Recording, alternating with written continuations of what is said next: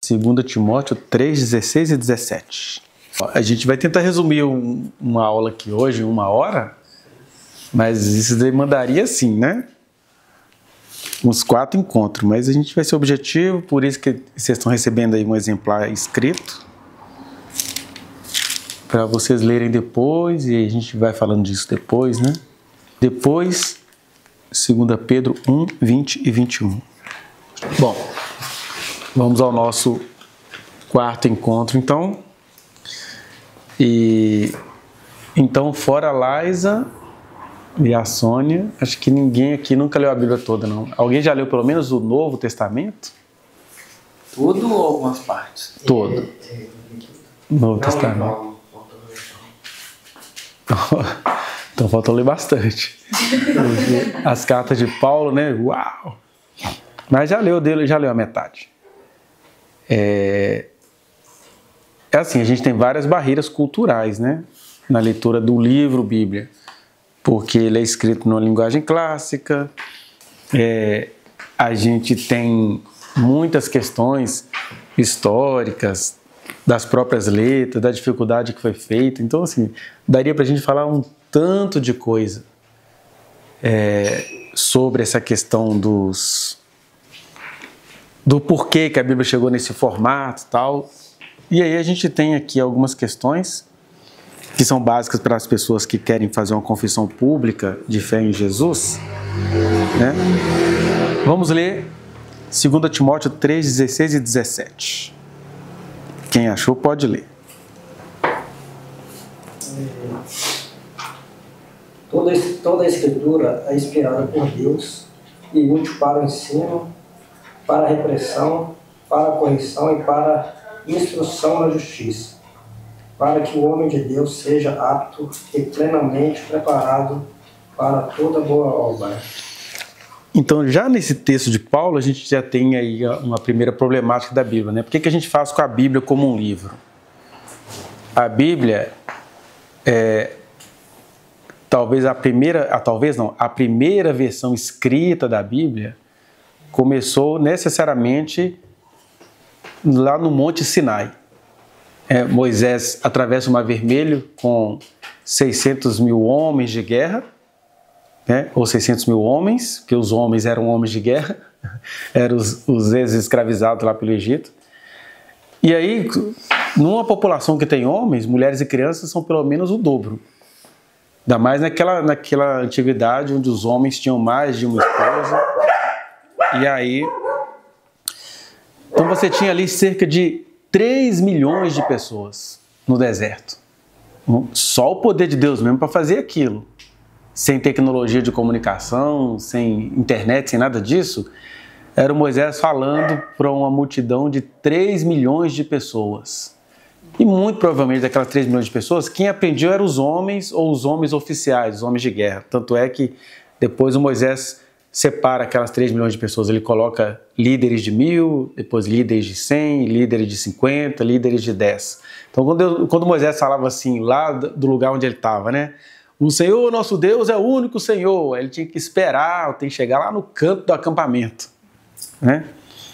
E é claro, a maior parte da multidão nem entendia. Só de você imaginar que eles eram analfabetos, né? Até porque essa questão da escolarização popular para todo mundo, isso é bem recente na história da humanidade, né? Então, as pessoas, elas se relacionavam com Deus era por meio de sinais mesmo, pelas intuições, mas ali tinha o que a gente chama de casta, né? O que era a casta sacerdotal? Eram as pessoas vocacionadas a escreverem o que Deus estava falando e estudarem o que Deus estava falando.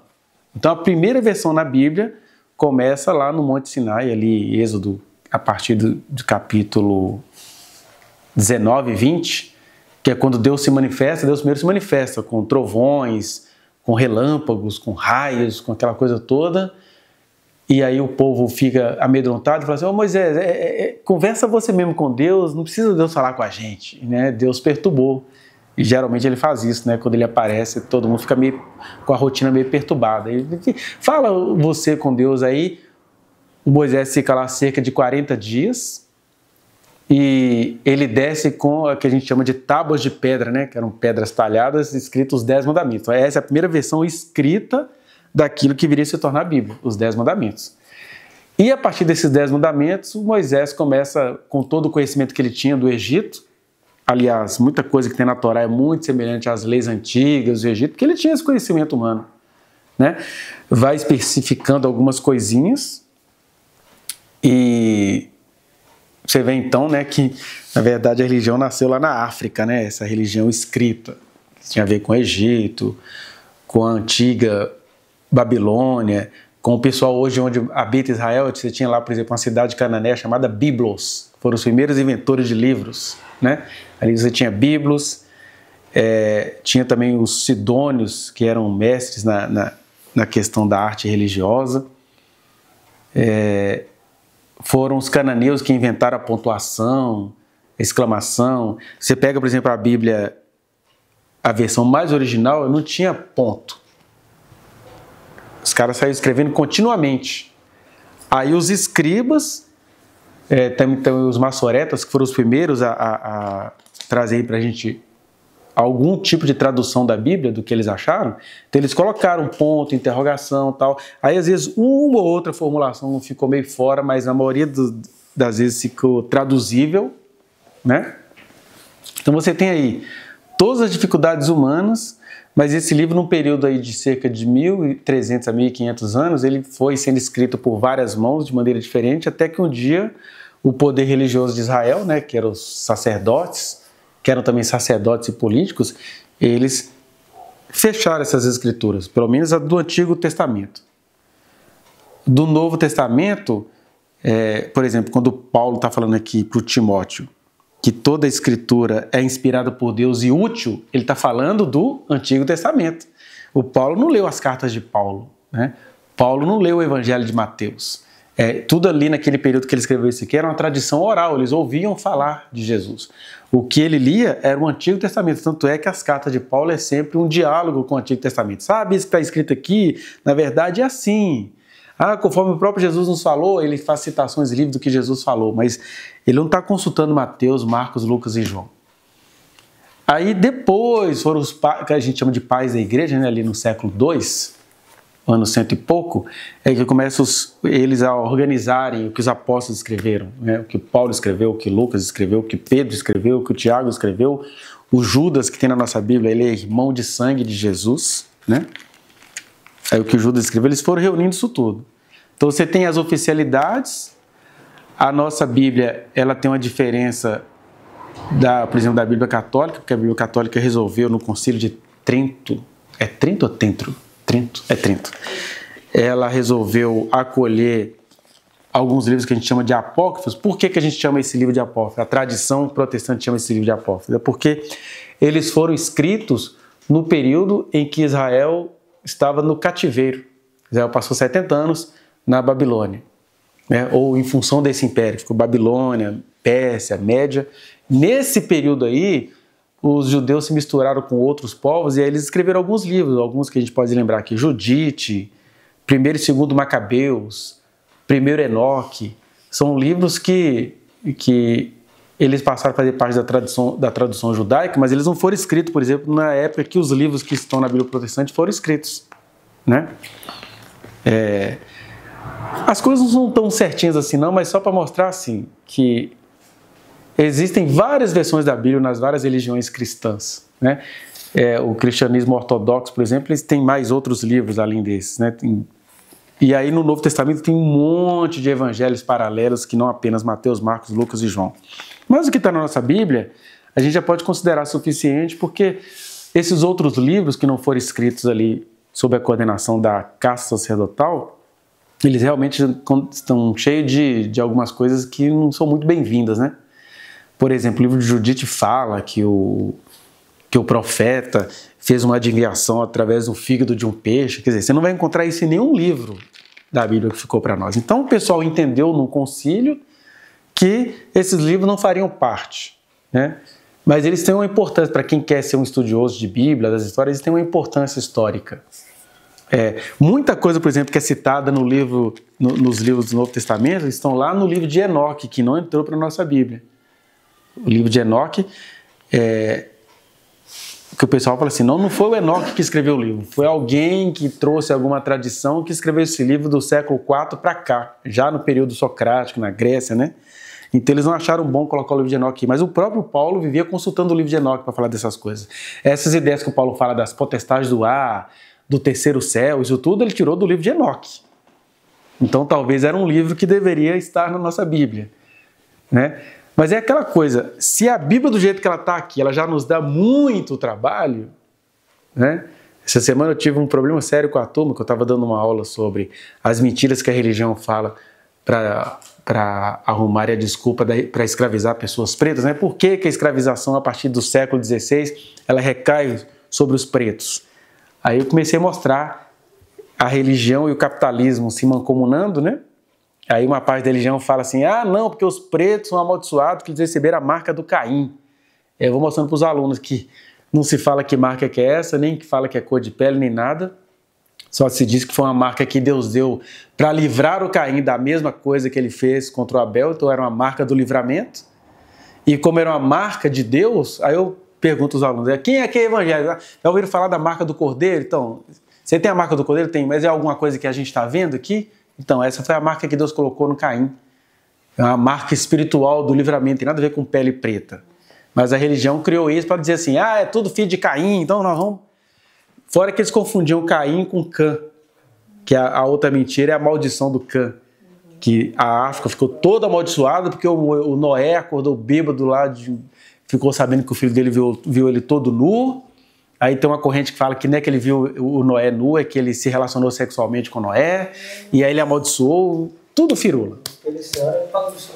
E aquele otário, ele fala isso, que é mestre de divindade, me solta uma dessa. Faz um discurso lá e tem um professor lá de história lá que não aceita e acaba com isso, falando sobre... Por isso que você perguntou, que eu falei que não tem nada disso. Né? Essas questões da escravidão, sabe? Aí, isso não... Até porque essa questão da maldição do Cã, por exemplo... Quando Noé, ele acorda e ele está bêbado não, de ressaca, né? Então ele fica com aquela ira, assim, a gente vê isso nos profetas na atualidade, às vezes o profeta profetiza, Deus falando, mas Deus está falando no meio da ira do profeta, da insegurança da profeta, do medo da profeta, aí fica aquela profecia toda com a cara do profeta, embora seja Deus falando. Então não é que o Noé amaldiçoou o filho dele, é que Noé foi tomado por algo maior do que ele, falou, maldito é o Canaã, seja servo do céu. E sabe do que Noé estava falando? Você vê que foi uma coisa tão divina que o que o Noé falou aconteceu. E não aconteceu na África, não aconteceu onde hoje é o território de Israel. Que dos filhos do Cã, né, o Cã teve o primeiro filho, que foi o Misraim, que deu origem ao Egito. O outro filho foi o Put, que deu origem à Líbia, África. Terceiro filho, Cuxi, que deu origem à Etiópia, África. Os três. Só que o quarto filho dele, que foi o Canaã, não conseguiu se instalar na África. É isso que o Marco Feliciano, mestre de divindades, não conseguiu detectar.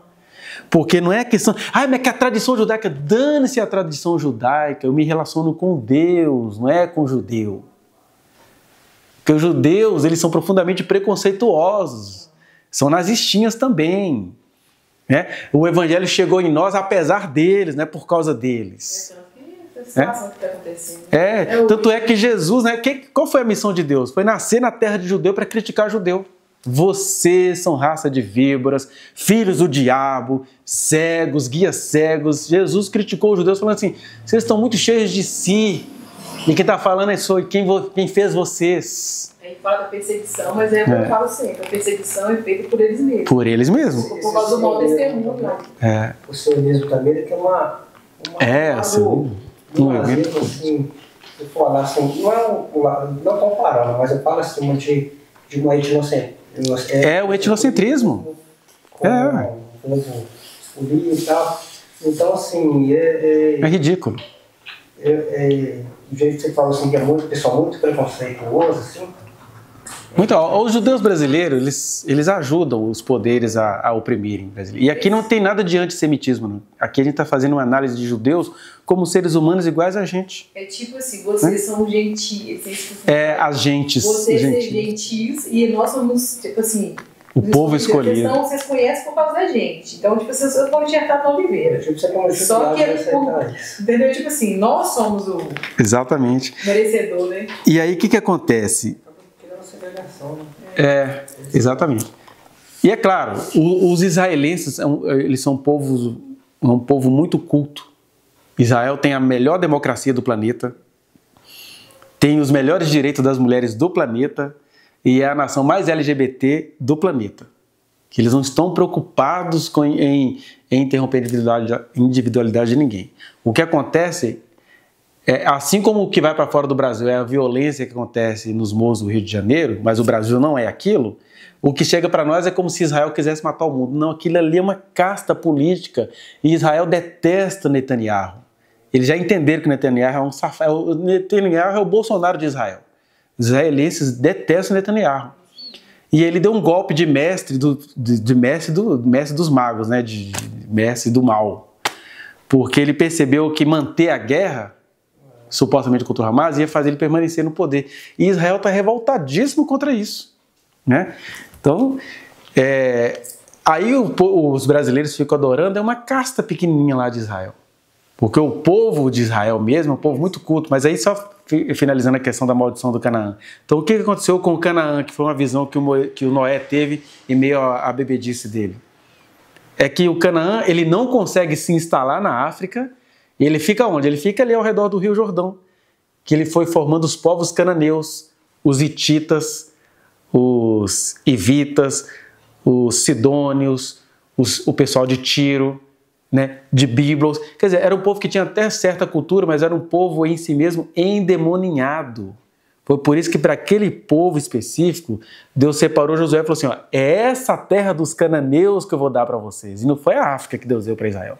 Deus deu lá na Ásia. Aí eu pego o mapa e mostro para mim, gente, onde que é Canaã aqui? É na África que é Canaã? Não. Então pronto, conta lá para o seu pastor que ele está totalmente equivocado.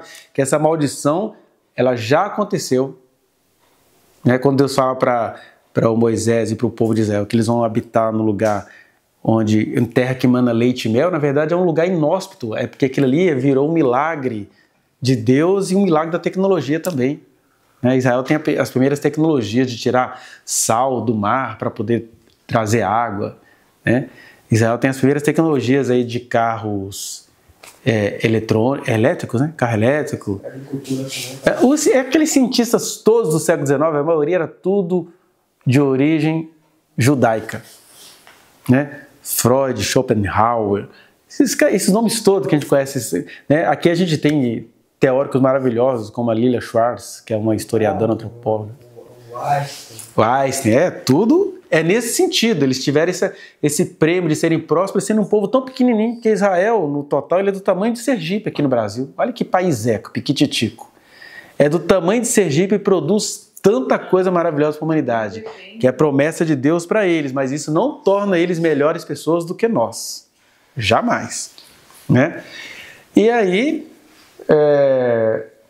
então a maldição aconteceu. E não tem nada a ver com a África. Né? Que na verdade, por exemplo, Deus teve muito carinho com o Egito, muito carinho com a Etiópia. O que acontece na África, aí já é produto humano, dos racismos humanos. Um ser humano resolveu olhar para o outro e falar assim, se tem pele preta é maldito. E aí começa essa porcariada toda que Deus não tem nada a ver com isso. Aliás, o que Deus tem a ver é com outra coisa, né? O primeiro lugar onde o evangelho vai para fora de Israel é para um africano, secretário da rainha Candace da Etiópia. Porque... Quando acaba esse discurso religioso, eles passam para a ciência, eles criam o conceito de raça, criam o neocolonialismo é baseado com a ciência da frenologia, eugenia. Então, assim, eles continuam esse racismo depois com a ciência. Pega um conceito maravilhoso da biologia, que é a evolução das espécies. O que é evolução? É uma coisa necessária a tudo e a todos. A gente evolui o tempo todo tecnologicamente. Eu me evoluo o tempo todo como pessoa. Isso é evolução. Agora, o que é evolucionismo? É eu começar a categorizar as coisas. Como eu sou um homem de 50 anos e sou mais evoluído do que quando eu tinha 24 anos, eu detesto o jovem. Se frango passar na minha frente, vai apanhar. Isso é evolucionismo. que é o que a Europa fez com o resto do mundo, que é o que Israel faz com o resto dos povos, né? Isso é evolucionismo. Aí pegaram a teoria do Darwin, que é da evolução, e transformaram em evolucionismo social, né? Eu até falo com os meninos, o olho puxado do chinês nunca foi um problema na humanidade. O chinês nunca perdeu emprego porque tem o olho puxado, porque aquilo ali é profundamente geológico nas suas origens. E por que a negritude dos pretos não pode ser geologicamente explicada? Tem que ser, não, eles são o elo entre o macaco e o ser humano. Gente, pelo amor de Deus, né? Se é para parecer com o macaco, o Trump parece com aqueles macacos vermelhos lá do norte da América, né? Inclusive tem o pescoço bem longe, o rosto bem longilíneo, igual aqueles babuínos do norte do planeta. Mas é isso, é o preto que tem que parecer macaco. Então, na verdade, tem toda uma evolução nisso aí. Não, porque a Bíblia fala que Deus fez o homem e a mulher. Exatamente, olha o que está escrito na frase. Deus criou o ser humano do pó da terra. Mas vamos falar a verdade? Tem alguma coisa que Deus criou que não é do pó da terra? Né? Você quer verdade maior do que essa de que a gente é pó de estrela? Não, é porque Deus fez. Deus fez, tem especificidade, Ele soprou no ser humano original o seu espírito, mas isso tudo está numa linguagem truncada, que a gente chama de linguagem mítica, não é porque é uma linguagem mentirosa, é uma linguagem que a gente consegue entender. Que é a mesma coisa da mãe falando para a criança, mamãe, como é que a criança vê ao mundo? Não, papai plantou uma sementinha na mamãe. Mamãe, então você é uma planta? É o que a criança consegue entender. E nós que somos crianças cósmicas conseguimos entender isso, e depois que você vai se relacionando com Deus, você consegue entender que não foi exatamente aquilo e que nem era mentira de Deus o que está falando ali. Até porque a gente esquece, né, que quando Moisés começa a escrever, como é que a Bíblia foi escrita? Os textos originais foram do Moisés, dos profetas, por exemplo. Eu anoto as coisas que Deus fala comigo, tá tudo aí. Mas é como se alguém daqui a uns 300 anos descobrisse isso e escrevesse um livro. Então Deus falou para o Alexandro, o material original é meu, mas quem acabou o livro todo não fui eu. Então pegaram as anotações do Moisés, até porque antigamente não tinha pendrive, nem impressora, nem nada, e aí as primeiras versões da Bíblia eram feitas em... Pode levantar, viu, quando for dando sono. Não precisa ficar com vergonha, não. Levanta, vai pra lá, fica sofrendo. Sábado é terrível. Aí, como é que era? Eles escreviam as primeiras escrituras em papiro ou pergaminho, que eram pele de animais que apodrecia. Eles não tinham um material de preservação durante muito tempo. Por isso que em Israel e em todos os povos que tinham religião escrita, começa a ser a cultura dos escribas, né? O que era o escriba? Era tipo a impressora da época. O cara tá falando, eu estou escrevendo. E já tinha um outro escrevendo, porque isso aqui daqui a 3 dias ia apodrecer. Então teve um processo constante de escriba, de cara que vivia de escrever. É o escriba que futuramente vai se tornando o escrivão, e aí a gente vai sendo substituída pela máquina de datilografia, e agora pelo computador, e agora pela nuvem, e vai. Mas era um trabalho muito fidedigno, porque era um trabalho sacerdotal. O sacerdote ele não só ministrava culto, ele tinha que escrever as coisas sagradas, ele tinha que registrar, né? E Deus teve essa preocupação de fazer Israel registrar as suas coisas. Então, quando começa-se toda essa tradição, na verdade, a Bíblia foi escrita originariamente pelo material original de Moisés, dos profetas, dos apóstolos, e depois vieram editores, que eram escribas, que eram os doutores da lei, e Jesus até falou, olha, o reino de Deus também terá os seus versados nas Escrituras. E todo sábio, segundo o reino de Deus, é como um homem que tira do seu baú, do seu tesouro, coisas novas e coisas velhas. Está dizendo, a igreja que eu vou edificar, ela vai ter os seus doutores, ela vai ter os seus cientistas, ela vai ter aqueles que registram, porque Deus não nos fez para nos tornarmos mente vazias, né? A gente precisa dessas questões. Aí começa a Bíblia. Eu estou falando assim porque a gente tem 2 extremos terríveis acerca das Escrituras, né? O primeiro extremo é, quem garante que isso aqui é de Deus? Isso aqui foi usado por um monte de pessoas e isso aqui não serve para nós. Aí tem o outro extremo, olha, de acordo com a Bíblia fala, aí a Bíblia vira uma entidade, né? Ela fala, ela coordena, e aí a pessoa fica com o Salmo 91 para espantar espírito, aí a Bíblia vira um objeto mágico. E aí, fora dos 2 extremos, como é que Jesus pronunciava acerca da Bíblia? Examinar as Escrituras, aqui, ó, o livro foi escrito, ele tem que ser examinado, ele tem que ser visto. Examinar as Escrituras, porque são elas mesmas que falam de mim, mas Jesus nunca falou assim, as Escrituras é o livro que Deus escreveu. Jesus nunca falou assim da Bíblia, porque ele já sabe que as pessoas naturalmente idolatram o livro. Porque a nossa briga existencial com Deus é tão grande que a gente prefere se apegar ao livro do que ouvir a voz de Deus. E Deus continua falando. Agora, ele fala também por meio desse livro, que tem registros aqui. Como é que ele fala aqui? Através do seu caráter, como é que ele agia, mas só que ele fala por meios extremamente duvidosos, né? Aí, antes de eu passar um videozinho aqui, mas eu ia começar a contar um caso de uns alunos, né? Que essa semana eu estava falando sobre a escravização das pessoas pretas. E aí, é o primeiro ano noturno, é aquele inferno, e eu já sabia que aquilo ia virar um inferno, mas eu banco, né? Se eu sou professor, eu vou bancar isso. E aí, duas alunas estavam muito interessadas daquela orgia romana, os homens preferiam pegar o homem, porque o homem gosta de corpo de homem, é durinho, o macho aguenta mais dor, ainda fica gritando, ai, determinadas partes do meu corpo. O homem não gosta de mulher. O homem gostar de mulher é um milagre divino no mundo caído, porque o homem gosta de homem, que os dois aguentam porradão e os dois vão se pegar. Deus estava falando dessa abominação. Isso que é a abominação. Né? Por que o homem mata a travesti? Porque ele gostou muito daquilo, mas ele não quer aceitar. Os homens são covardes, vai agredir uma mulher, tem que dar 61 socos na cara dela. Aí eu vi algumas entrevistas essa semana de homens presos por violência contra a mulher. Olha, eu me arrependo porque eu matei ela, mas assim, ela fez por onde, né? O cara tá preso, vai ficar uns 30 anos preso, mas ele ainda consegue dizer que ela fez por onde. Porque um homem amar uma mulher no mundo caído é milagre do Espírito Santo operado, e às vezes é operado de maneira mais difícil na vida do crente, porque o cara se torna crente e se torna machistão. Né? Aí ele se torna líder, ele se torna rei, profeta e sacerdote. Coisa que Deus nunca falou para homem nenhum, mas a tradição religiosa criou. Né? E aí, no meio dessa história toda, eles começaram a falar, aí começou aquela algazarra toda, aquela brigada toda, que eu já sabia que eles estavam fazendo aquilo para não ter aula. Aí eu falei assim, peraí, eu vou parar um pouquinho com esses caras e agora. Fui escrever no quadro assim, pois homem que fica com várias mulheres, no fundo, nem gosta de mulher. Gosta de outras coisas. Aí escrevi lá. Aí a supervisora subiu, com a gritaria que estava na sala, ela subiu. E aí você está no momento onde o professor é punido por ser professor. Eles nunca ouvem professor, eles ficam assim. A gente não quer que vocês discutam nada na escola.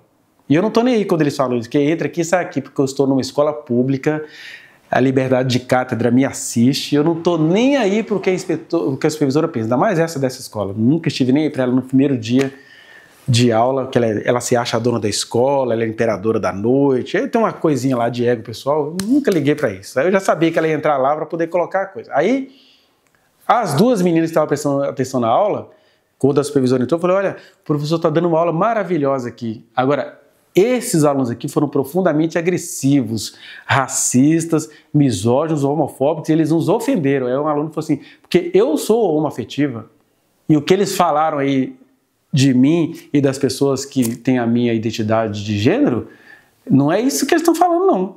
Aí a gente gostou do que o professor escreveu lá, porque eles é que são os criminosos da história. Eles estão falando isso tudo aí porque nem de mulheres eles gostam mesmo. Aí a diretora, a supervisora que se acha diretora, né, falou assim, mas vocês se expuseram, vocês não precisavam falar para todo mundo que vocês são homoafetivos. Eu falei, começou, por que as pedagogas não estudam? As pedagogas tinham que ter uma formação cultural, tinham que encarar as coisas como elas são, porque escola, que é ambiente de educação, tinha que ser educação para uma hora dessas.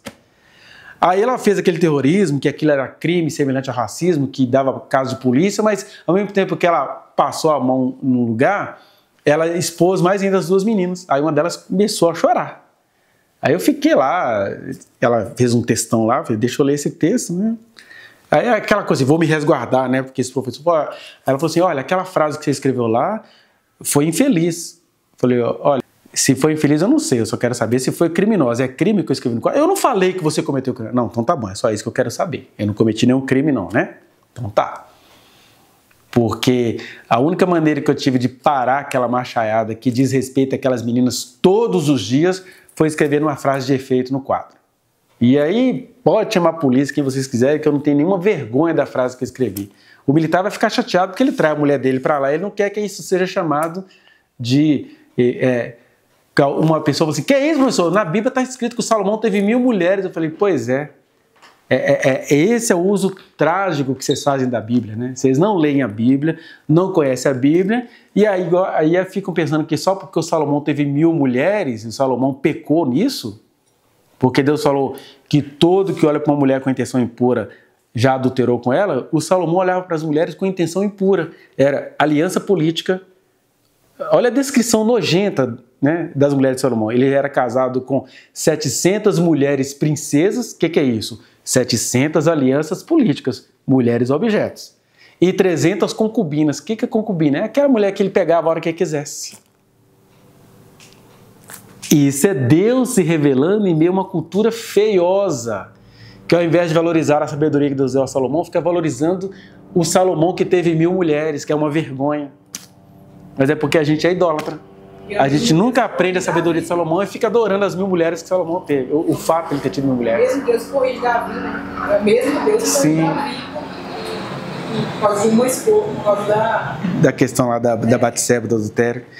Isso. Então, quando o texto fala assim, toda a escritura é inspirada por Deus, vocês já leram já, né? Alguém já tinha lido? Já, né? Alguém tinha. Toda a escritura é inspirada por Deus e útil para o ensino. Primeira coisa, a Bíblia, ela é inspirada. Isso é bem diferente de achar que a Bíblia tem tudo sobre o que Deus pensa. Não tem. Então, talvez na nossa confissão de batismo vai haver essa frase assim, creio que a Bíblia é a palavra de Deus, mas não é Deus. Porque a gente tem que tirar essa Bíblia do lugar idólatra que a gente coloca ela. A Bíblia não é Deus. Ah, mas ela é palavra de Deus. Não. Ela é um dos aspectos da palavra de Deus.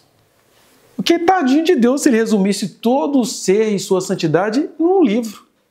Eu estou aqui banalizando a Bíblia, não estou aqui colocando o livro no seu devido lugar. Porque é infeliz quem joga esse livro fora, mas também é infeliz quem, conhecendo a Deus, não se interesse pelos registros que ele ordenou que fossem deixados. Aqui entre nós, nesse pequeno grupo, Deus já nos ordenou que escrevêssemos alguma coisa. E quando Deus fala assim, anote o que eu estou falando para vocês, é que isso vai servir de testemunho. Não é um testemunho bíblico, mas é um testemunho para alguma geração que vai vir aí. Né? E aí aquilo que a gente escreveu é palavra de Deus também. Palavra de Deus para a gente no sentido mais restrito. Agora aqui, ó, é palavra de Deus no sentido de que eu só vou entender que isso aqui é palavra de Deus na medida em que eu tenho comunhão com Deus, na medida que eu tenho comunhão uns com os outros, e na medida que eu tenho tanta comunhão com Deus que fala assim, oi gente, Salomão recebeu uma sabedoria maravilhosa, mas hoje eu sei que o Salomão não precisa ser melhor do que eu por causa disso. O Moisés foi um homem que teve intimidade com Deus, mas hoje eu sei que o que Deus fez com Moisés, ele pode fazer com qualquer um aqui. E ele faz. Que aí a gente sai da idolatria dos personagens bíblicos, a gente sai da idolatria da Bíblia, a gente sai da idolatria de um monte de coisa. E a gente usa a Bíblia como uma maneira de falar assim, peraí, tem segredo de Deus aqui, eu tenho coisas para aprender aqui com o erro dessas pessoas. Instrução, né? Instrução. Agora, é Deus dando instrução de acordo com aquilo que aquele povo entendia. Por exemplo, você vai ver nas guerras lá, quando estava cumprindo a maldição dos cananeus, aí o Josué ordenava assim, já retem os cavalos. Quando você vai ali o que é jarretar os cavalos, você fica, meu Deus, a gente está no século XXI, isso é demais para a minha mente do século XXI. O que é jarretar cavalo? Pegar a espada e enfiar na barriga de um cavalo, que é para atrasar o outro na guerra. Aí alguém fala, mas por que Deus deixava isso acontecer? Porque Deus deixa a gente acontecer. Se Deus agir só segundo a sua justiça, a gente já tinha que estar morto, porque olha o tanto de mau pensamento que já rolou entre nós hoje. Olha o tanto de projetos estranhos que a gente está cooperando sem saber. Olha o tanto de iniquidade que a gente está fazendo sem saber. Né? E aí, se fosse para Deus resolver o problema, já tinha matado todo mundo, não iria nem existir humanidade. E aí Deus falando com aquele pessoal que já retava cavalos, mas, ao mesmo tempo, a gente, no século XXI, não deveria usar essas referências para fazer covardia com o cavalo. A gente deveria usar essas referências para falar assim, graças a Deus que, além de ser habitado pelo Espírito Santo, é esse Espírito Santo que me faz olhar para a criação de Deus com outro olhar. Mas é como se você olhar a criação de Deus com outro olhar, isso não é coisa de crente, isso é coisa de ateu. que está na profecia, que isso tudo vai ser destruído. É isso que eu estou falando, são os usos horríveis que se fazem da Bíblia. Mas quando você tem um olhar correto, igual Jesus falou, né? Se os teus olhos forem bons, toda a tua existência será luminosa, aí você entende que toda a Escritura é inspirada por Deus, mas não é Deus. E toda a Escritura é útil. E ele estava falando aqui dessas Escrituras do Antigo Testamento. Que eu fico preocupado com alguns pastores que eu até admiro, que falam, isso tudo é besteira, tal. Talvez eu não tenha que ficar dando aula sobre Levítico para a humanidade inteira. Mas eu, como conhecedor do Evangelho, deveria me debruçar e entender o que é isso, no sentido de compreender a infantilidade histórica dessas pessoas para quem Deus teve que escrever Levítico, e entender a minha responsabilidade ao ler isso, ensinar o amor de Deus para a humanidade. Aí a Bíblia não é nem objeto de ídolo e nem é objeto para ir para a latrina, para ser jogado fora. É só um livro que contém uma das manifestações de Deus, né? Então é isso que o texto está dizendo. Toda Escritura é inspirada por Deus e útil. As profecias de Daniel serviram tanto para Israel no período lá das opressões que eles sofreram, quanto serve para a gente hoje. Porque foram palavras inspiradas por Deus. Inspiradas por quê? Porque nem o profeta sabia exatamente do que ele estava escrevendo. Ele só estava obedecendo a voz de Deus e registrando. Porque Deus nunca vai dar o dom para a gente de maneira plena. Porque dando os dons como em parte, a gente já se endeusa. Então, aí mas Senhor, quando sucederão essas coisas? Daniel, só escreve. Enquanto a você vai descansar, ou seja, você vai morrer, vai descansar com seus pais, e outra que vai dar continuidade a isso que eu pedi a você para escrever. Porque a Escritura, ela é inspirada, ela não é Deus. Tem uma parte lá que ele fala que ele teve uma visão com carruagens, com tochas de fogo, e, parece que ele descrevia praças hoje. Sim. E os carros hoje, né, que são os faróis, né? Sim. Assim, quando eu vi o texto, a tecnologia. Eu imaginava que era a tecnologia avançada e ele nem sabia o que ele estava falando, a visão que ele teve. Sim. Carruagens com tochas de fogo. E falando até de foguete. Assim. E é interessante, por exemplo, que quando Deus dava visão para o profeta, ele dava visão de carruagem. Deus não falava de uma outra coisa que ainda iria existir. Era o que o profeta conseguia assimilar. Então, centenas de anos antes da invenção do carro, tinha que ser carro, cavalo, carroça, que era o que tinha de rápido. De repente, eu vi um monte de olhos voando, ele estava falando de drones. Mas era o que ele conseguia entender, né? E às vezes Deus fala com a pessoa de acordo com aquilo que ela consegue perceber. Então, senão a gente vai começar a falar de profecia, mas só para mostrar como a Bíblia ela é divinamente inspirada, que o escritor ele escrevia dentro daquilo que ele conseguia entender.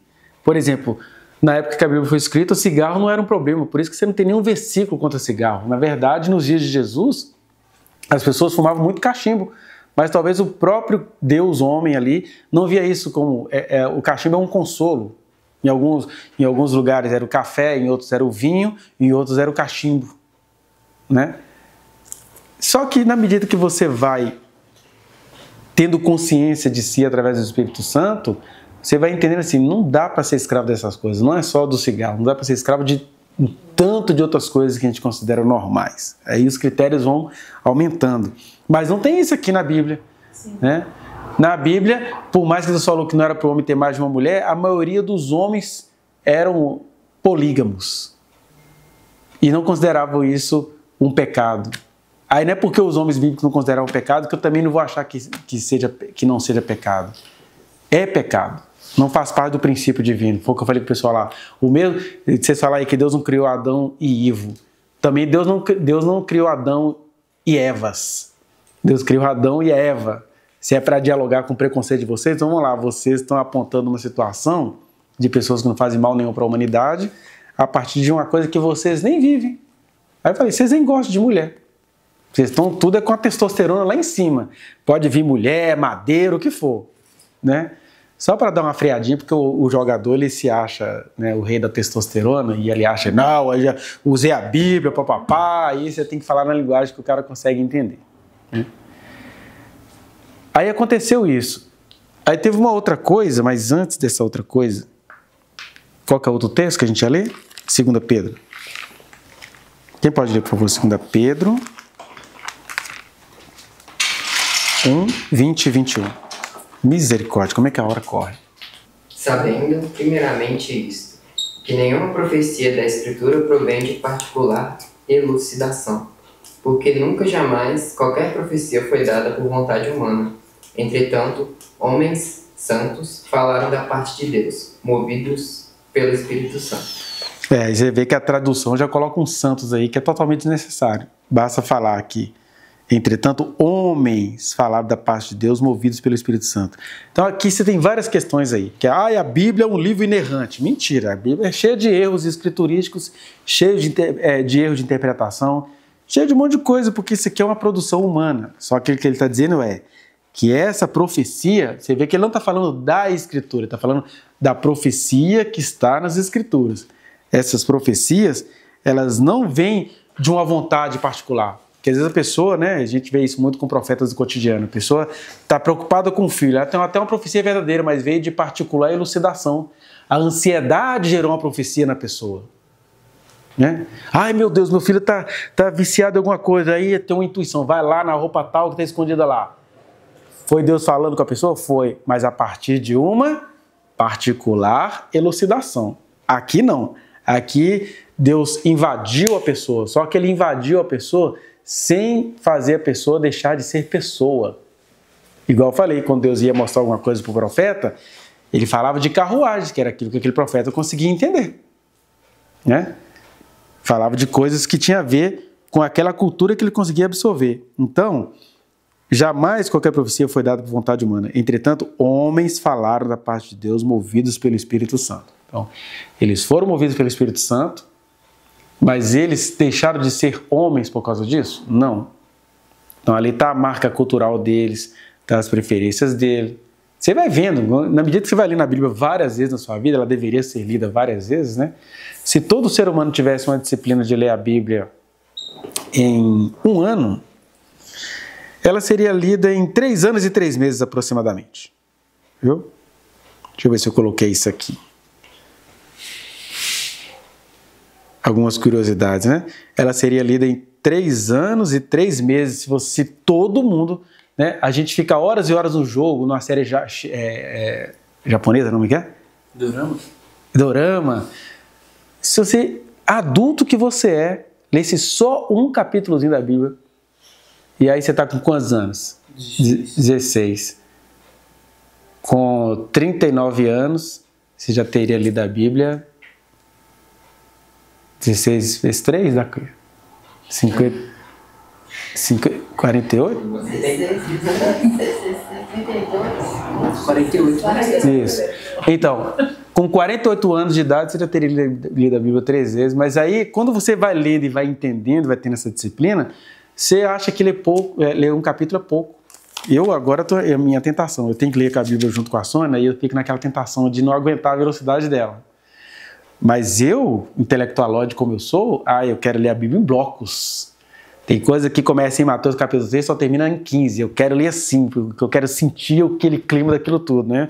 Mas aí você tem, o tempo é pouco, a pessoa não tem o mesmo ritmo que você, tal, né?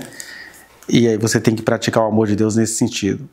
Mas quem foi chamado não apenas para aceitar Jesus, mas para ser mestre da palavra, tem de levar esse livro a sério. E levar ele a sério não é fazer o livro se tornar uma idolatria, e nem é desprezar o livro. É entender o seguinte, o mesmo Deus que se revelou a esses caras que escreveram isso aqui, se revela a mim e me faz entender as limitações humanas contidas aqui. E aí ele fala, né, que ele vai nos revelar coisas grandes e ocultas que a gente nem sabe, e a gente quer ficar com a previsão. Não, para mim vale o que está escrito. É uma coisa que eu aprendi com o Lacan, né? Que a palavra pública em inglês, em francês, ela tem uma origem que significa o resto. Então, por exemplo, o direito tem esse provérbio, não vale o que está escrito. Eu vou pelo que está escrito, é o que está na lei. Aí ele está dizendo, não, na verdade o que está na lei é só o resto, a realidade é muito maior. Então o que está escrito aqui que é divino, que é inspirado, mas isso aqui é o que restou de uma realidade muito maior. Então, bobo é aquele que recebeu a vocação de Deus para ter contato com o livro e fica nessa superficialidade. Isso aqui é muito maior, porque eu confio em Deus, não é na Bíblia. Exatamente. Agora, quem confia em Deus vai ler a Bíblia. Que alguém usa assim, eu confio em Deus, não é na Bíblia, não.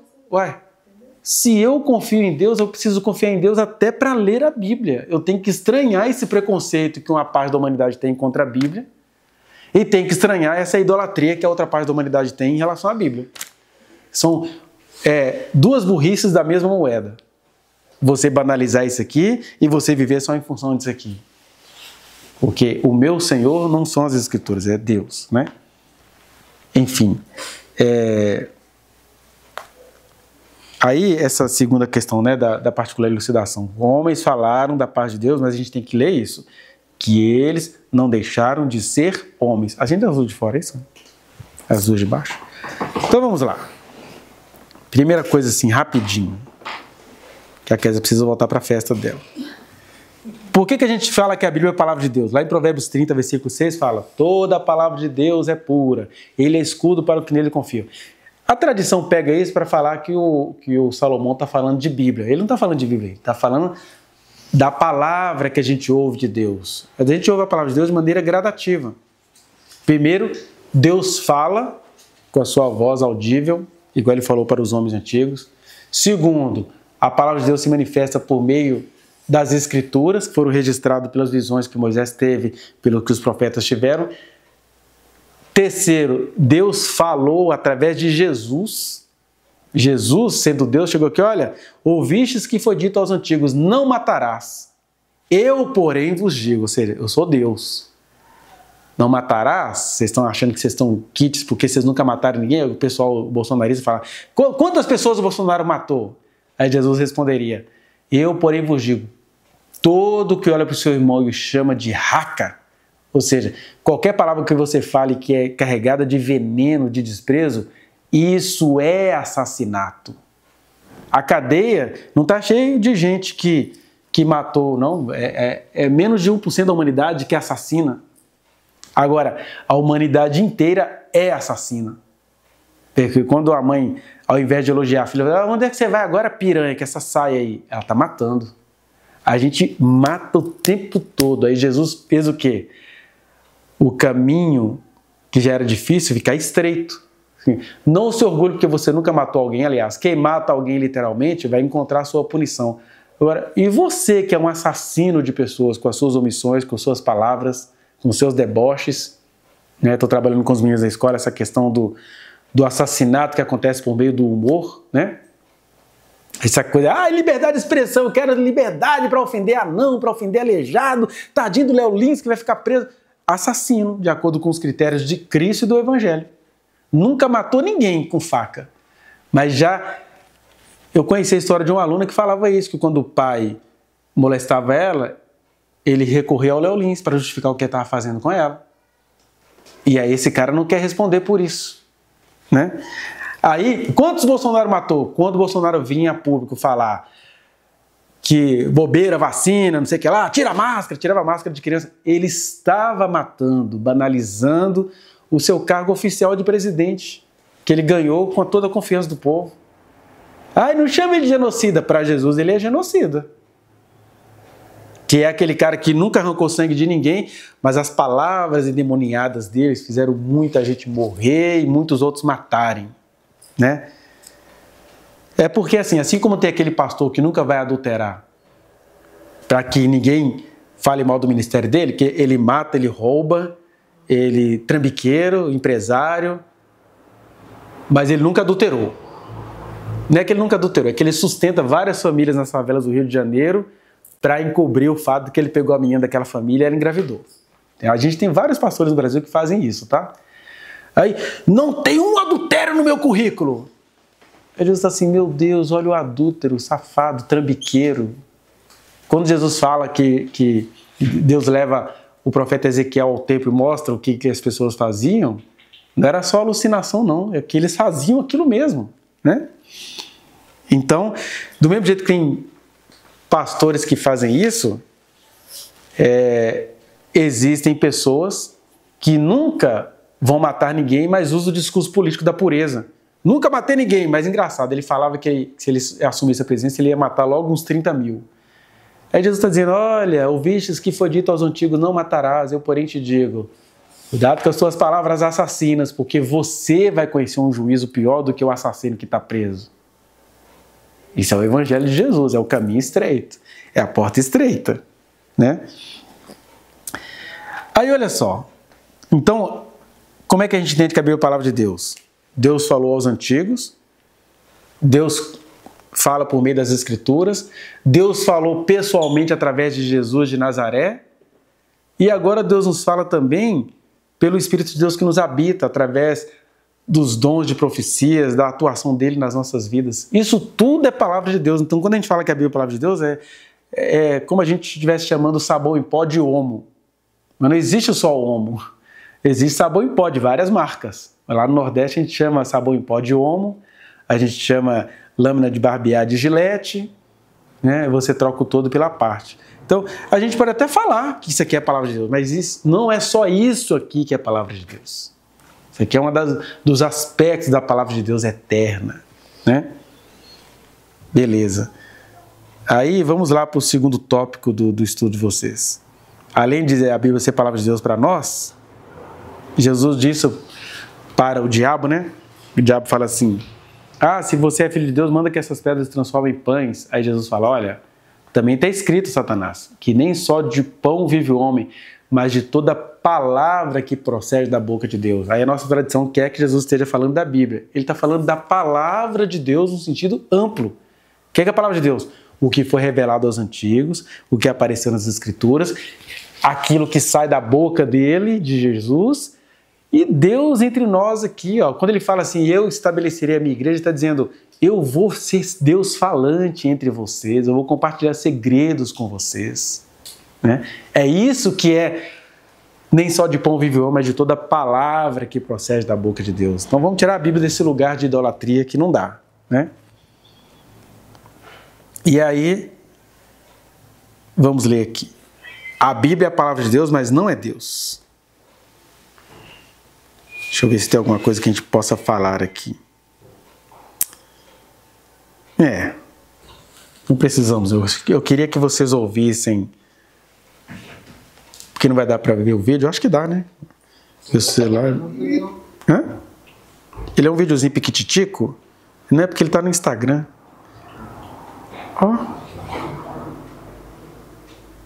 Bonitinho, ele saiu aqui. É um videozinho, ele é de poucos minutos, tá? Mas eu acho importante a gente ver isso para ver o que é que a gente faz com a palavra que Deus nos confiou, né? Deixa eu ver se é isso aqui. É isso aqui mesmo, ó. Olha só, você está com um livro do Mein Kampf, do Adolf Hitler, você vai pegar um texto e vai me dizer se você concorda ou discorda dele. Ok, eu pego. Pode pegar qualquer um. Vocês conseguem ver? Qualquer um. Só escuta. Tudo bem, ok. Avance contra os inimigos e destrua completamente tudo que possuem. Não tenha piedade. Mate os homens, as mulheres, os recém-nascidos e até mesmo os animais de criação, sem deixar nada para trás. Eu tenho que dizer o que eu acho disso? Exato, você vai me dizer o que você acha desse livro. Você se emocionou? Eu me emocionei pela frase. Esse texto deixou você revoltada? Muito revoltada. Você deixaria seu filho ler esse livro e aplicar essa frase para a vida dele? Jamais. Não. Você acha que o autor que escreveu isso daí é uma pessoa sã ou insana? Eu acho que o autor é uma pessoa insana. Você acredita em Deus? Acredito, muito. Agora eu vou te dizer uma coisa. Se eu te disser que esse texto não é de Adolf Hitler, mas é da Bíblia. Qual livro? 1 Samuel, capítulo 15, versículo 3, onde Deus manda fazer todas essas coisas, as atrocidades contra pessoas. Vou ver. O que você me diz? Você concorda com esse livro ainda? Com esse livro, não. Mas e com esse texto? Eu preciso entender esse texto. Eu preciso entender esse texto porque não consigo acreditar que isso aqui está escrito na Bíblia. É isso. Então, esse foi um trechinho que o Caio compartilhou. Que eu acho perigoso um pouco a crítica que ele vai fazer. Não concordo, não. Pelo seguinte, isso foi essa semana. Eu vejo todo dia. Todo dia eu assisto. Aí o que acontece? O cara aborda a senhora falando que era um trecho do livro do Hitler. Então, como o Hitler já é visto como uma figura satânica, ela ficou, meu Deus, esse cara era cruel mesmo, olha o que está escrito no livro dele. Aí depois que ele consegue a comoção da senhora, ele fala, olha, mas na verdade isso aí é um trecho de 1 Samuel capítulo 15, quando Deus mandou Saul fazer isso com os amalequitas. Né? Inclusive o Saul não faz, e aí assim, é bem bizarro, é bem terrível.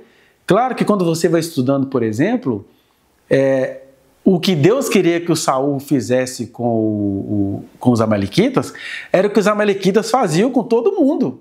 Porque a gente fica com dó de Deus ter mandado matar mulheres e crianças e animais, todos os seres vivos. Os amalequitas conquistavam o mundo assim.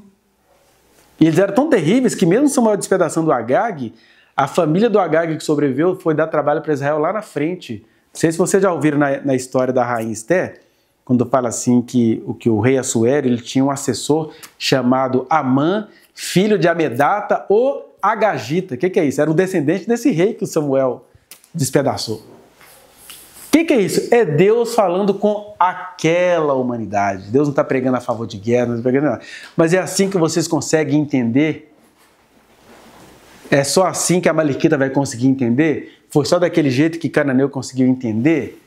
Eles já estão salvos, justificados. A Bíblia fala uma coisa que o protestante não suporta. Fala que quando Jesus morreu, ele foi lá no abismo e tirou de lá os espíritos em prisão. Aí ele cita até alguns desses espíritos, falando que eles estavam em prisão desde os dias do dilúvio. Né? Eles tiraram esse trecho do livro de Enoque. Tá? Mas ali também é só uma centelhazinha de um portal eterno para dizer o seguinte: só Deus sabe o que é condenar, quem é condenado, como é condenado e por quanto tempo será condenado. Porque Deus está pregando o evangelho o tempo inteiro.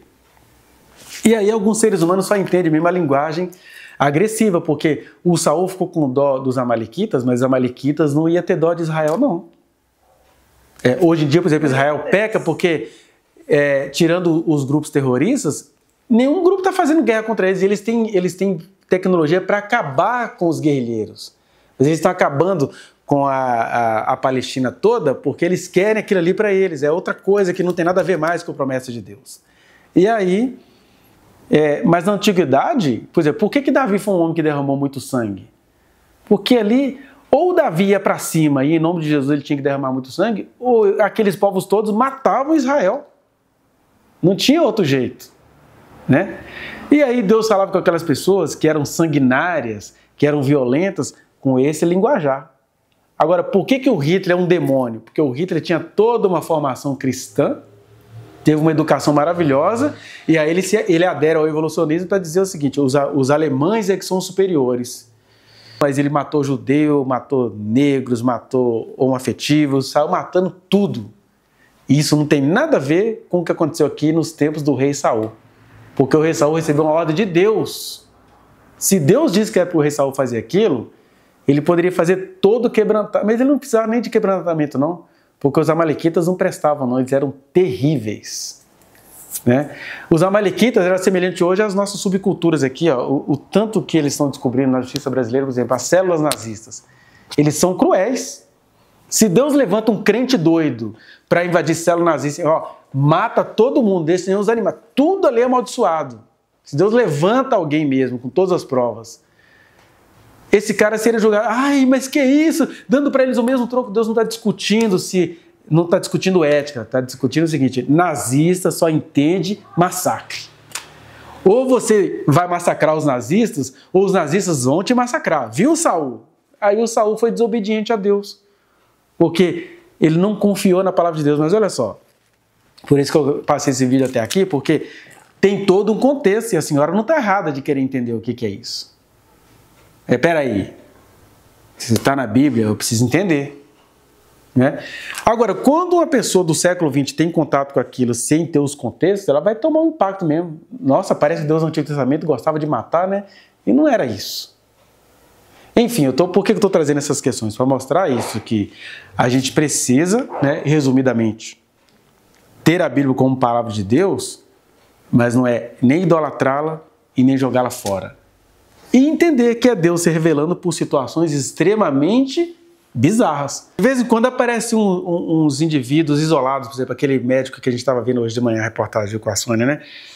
Que a Record trouxe de volta o Medkovic.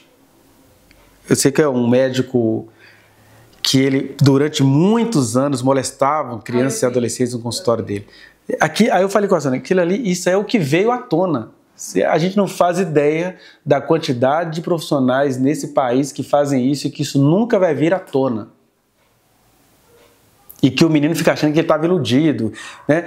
Eu tive que fazer uma declaração judiciária aí em favor de uma paciente. Aí a psicóloga que avalia o meu relatório falou, cuidado com essa sua paciente, porque ela pode entrar em surto. Eu fui para cima dela, de profissional a profissional. Falei, lindo a senhora, uma psicanalista, dizendo que uma mulher que está sofrendo violência psicológica contra a mulher está alucinando. Né? Você deveria se preocupar com um homem que contratou o seu serviço, que não mostra nenhum sinal, mas são esses que estão matando mulheres no Brasil. Agora, a mulher que está desesperada, aí ela vai surtar, né? Tem várias que estão debaixo da cova porque a gente achou que ela estava surtando e elas estavam pedindo socorro. Né? Psicóloga. Eu não sei se isso ainda vai dar muito problema para mim, eu devo ser chamado para dar esclarecimento na justiça, mas a gente fica assim, e por que o mal prevalece nesse mundo? Porque a gente tem todas essas coisas. Não vou dar o troco na mesma moeda. E não sei o que. Olha, as coisas estão tão perversas que eu sei que o Brasil tem um problema cultural, que o Brasil só quer que a justiça recaia contra os pobres. Mas se o Brasil tivesse uma justiça justa mesmo, eu sou a favor de que esses feminicídios cruéis, eles deveriam ser respondidos com pena de morte. Porque os caras não param, eles vão para a prisão, eles têm orgulho de terem matado uma mulher. Eles têm orgulho disso. E como é que isso para? Com pena de morte. Porque quando o cara entender que a hora que ele matar uma mulher, ele vai ser morto, isso é vingança. Eu não vou discutir ética, eu vou discutir a existência. Chega dessa mortandade, chega disso. Só que no Brasil não, eles vão pegar um adolescente e vão falar que ele que matou, ele vai morrer, blá, blá, blá. É muito difícil no Brasil. E aí, gente, para a gente encerrar aqui, a gente, depois vocês leem em casa sobre as divisões da Bíblia, como é que essa biblioteca é organizada. E aqui, no 6º item, tem uma... Isso aqui eu coloquei muito escrito, que era para vocês lerem em casa mesmo, porque a gente não tem tempo de ver isso aqui, não. Mas tem uma dica para você ler a Bíblia em 3 anos, né? É o item 6, não, na verdade é o item 7. O que ler na Bíblia? Aí eu tirei isso de um livro chamado Como Estudar a Bíblia Sozinho. Aí você tem uma leitura bíblica em 3 anos. É um método. E é um método legal porque ele começa com as... Boa noite. Ele começa com a leitura, por exemplo, da carta de João, aí depois do Evangelho de João. Então ele vai... como a Bíblia significa biblioteca, né, uma coleção de livros, você não precisa ler assim, do Gênesis ao Apocalipse. Também você não precisa começar a ler do Novo Testamento. Aí esse é um método, né, de um escritor estadunidense que ele criou esse método e é muito legal. Eu já segui esse método, uma das formas mais maravilhosas de ler a Bíblia. Porque aí ele vai deixando esses livros mais chocantes bem por último, porque quando você conhece o amor de Deus, quando você entende e você sabe do caráter de Deus, aí você já vai ler aquela carnificina do Antigo Testamento com outro olhar. Que ali não tem nada a ver com Deus, aquilo ali é a maneira como as pessoas entendiam Deus. Né? E aí a gente é contraditório, porque a gente quer que Deus seja... É assim, se Deus resolver todos os nossos problemas, Deus nos fez robô, Ele nem nos dá a chance de escolher. Aí quando Deus deixa o ser humano ser humano, e o que é ser humano? É ser humano com tudo que há de bonito e com tudo que há de perverso. Aí Deus fala assim, não, mas vocês são subdivindade, vocês sabem criar leis, sabem criar critérios, né? Sabem que as leis deveriam mudar no tempo e espaço. Por exemplo, igual eu acabei de falar agora, eu, como indivíduo, sou favorável assim, à pena de morte em caso de feminicídio, em caso de crianças serem usadas para crimes atrozes. Você está se igualando a ele. Não vou discutir isso, minha vida é muito curta para ficar discutindo se eu estou sendo igual. Eu só acho que as nossas crianças que estão nascendo agora precisam encontrar um mundo justo. Pode até não encontrar um mundo desigual, mas justo. E entender que marido, né, ou namorado que dá 61 socos no rosto de uma mulher que é para aleijá-la, eu já atendi no consultório, já atendi uma mãe que hoje ela cria 6 filhos, porque o cara falou para ela assim, eu não vou te matar, eu vou começar a matar um por um dos que estão ao seu redor. Aí ele de cara já matou um casal de irmãos dela, que eles tinham 3 filhos, então ela já tinha 3 e hoje ela cuida dos 3 filhos desse casal. E isso aconteceu 2 anos antes de ser criada a Lei Maria da Penha. E assim, o tanto que a justiça brasileira maltratou essa mulher, né? Então, quando eu falo isso, não é questão de revolta. Eu sei que Deus ama o assassino, porque o amor de Deus é incomensurável. Mas o problema é isso, às vezes a gente atrapalha, né? Porque às vezes o assassino só vai encontrar com Deus na cadeia. O Agag só iria encontrar com Deus na hora que ele foi despedaçado pelo Samuel. Porque era a linguagem que ele conseguia entender. Aí a gente lê a Bíblia de maneira moralística e ao mesmo tempo a gente é imoral diante de Deus. A gente não abraça Deus com o seu amor, com tudo aquilo que Ele nos deu, né? Então é nesse sentido. Aí eu discordo um pouquinho dessa crítica assim, isso tudo é besteira, não precisa ler nada disso não, Eu até entendo que o pastor que fala isso, ele está tentando ser prático. A gente tem que ser prático, mas a gente não precisa ser pragmático. Porque, por exemplo, vai que eu estou pregando o evangelho para um cara que vai viver 120 anos, esse cara pode se tornar um mestre no evangelho de maneira prática, útil, né? Então, quem vai se confessar a Jesus em público batizando pelas águas, precisa valorizar as escrituras colocando-as no seu devido lugar. Nem as idolatrando e nem as desprezando. Mas elas são um tesouro de conhecimento. Bizarro muitas vezes, mas é uma trilha que você precisa trilhar, né? É útil, exatamente. Ela é útil. Ela não é Deus não, mas ela é bem útil. A Bíblia. Amém, gente. Vamos agradecer a Deus.